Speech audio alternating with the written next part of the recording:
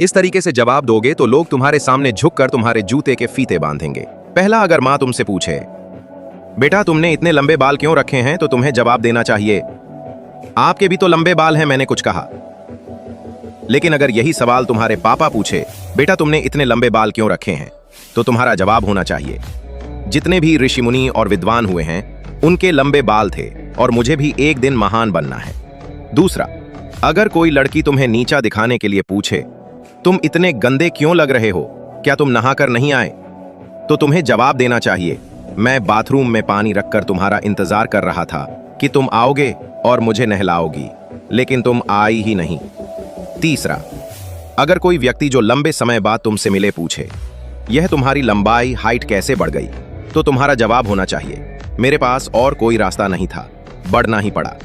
चौथा, और अगर कोई व्यक्ति तुमसे पूछे तुम सिंगल क्यों हो, तो तुम्हारा जवाब होना चाहिए रिलेशनशिप में लॉयल रहना पड़ता है और मैं कोई कुत्ता नहीं हूं जो लॉयल रहूं, रोला जम जाएगा। सब्सक्राइब कर लेना अगर ऐसे रोला जमाना।